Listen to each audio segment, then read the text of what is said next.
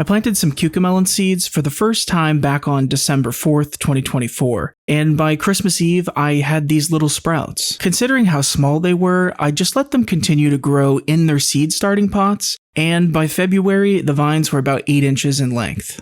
On February 8th, I planted them into a container. They actually responded really well to transplant, and by the 15th, they had already grown pretty much to the edges of the section of metal fence. It was also on this day that I noticed that fruits and flowers were beginning to develop, but the flowers that I did see were disproportionately female. In fact, I hadn't seen a single male flower yet. I did eventually notice that the male flowers develop on these small stalks in clusters, and they open in sequence. Whereas the female flowers always have that obvious undeveloped fruit attached to the base and develop one flower per stalk. They're already reaching up to the top of the fence line here. It also appears this might be our first fruit to start developing. Okay, it's been about another week, and you can see the plant is really beginning to expand. Also, we're officially getting fruit set. Like this one right here that I showed you guys before. That thing is fattening up majorly. Initially, I was a little concerned about pollination because some people online were saying that they require a very specific small type of insect, but it seems that the European honeybees were doing a fine job and they were constantly all over these flowers.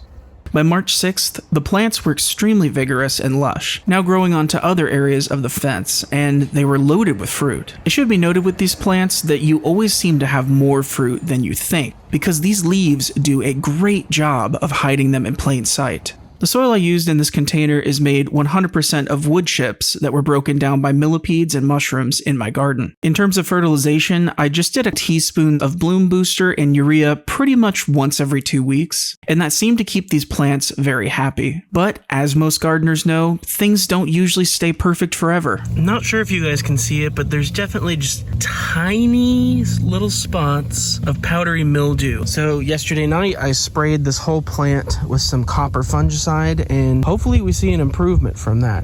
It is currently March 13th. Fruit are developing like crazy now. But yeah, you can see once I stick the camera up in here, there's fruit all over inside these leaves. I can see 10 just in that little spot. Over here on this wing, they're developing as well. Here's an example of one that isn't pollinated, and here's an example of one that was pollinated just a few days ago. All right, guys, it's Monday, March 17th. Let's do our first harvest.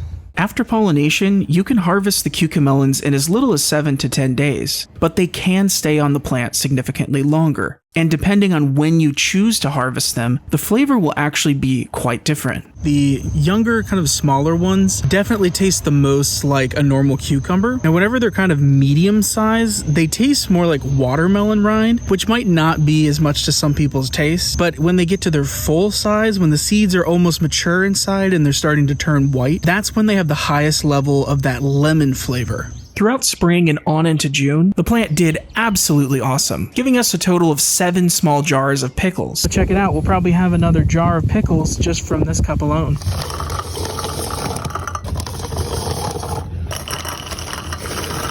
Wow, look at all those. It's about as big as the last harvest, and that wasn't even that long ago. My plan is to pick everything that's on these vines right now and then cut all of these vines back completely. You can see they have a little bit of powdery mildew, some burns on the leaf edges and ends.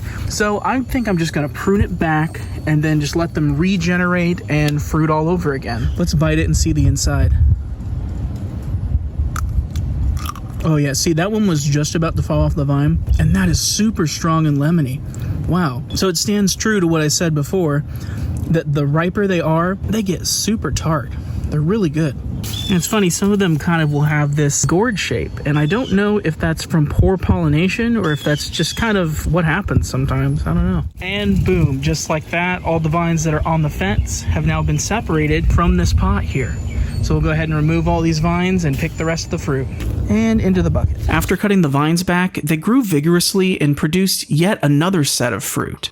Come summertime, things just got a little bit too hot and humid, and the vines took a bit of a hiatus. Just in the last week or so, I've started to notice a surge of growth again. You can see that we got some fruit developing here again, and I'm glad to see that it is finally bouncing back. Now let's jump back to March 20th, when we pickled our first jar of cucamelons. We just used some basic pickling spice and white vinegar, and they turned out pretty good. I would still say that I much prefer eating the fresh cucamelons. Now, the reason I think our first pickling attempt attempt wasn't so good was because we didn't cut them in half like some other gardeners advise. Pickling them whole made it much more difficult for the vinegar to actually permeate the fruit. Also, the salt began to pull moisture out of them, resulting in them collapsing inward and getting wrinkly. That being said, these do make a nice, crisp pickle, and none of them were even remotely squishy or soggy, however you want to put it. So if you're going to pickle these, I would definitely advise cutting them in half, even though it may seem like a lot of work. All in all, I really hope you guys enjoyed this video, and if you have any questions, feel free to leave them in the comments below.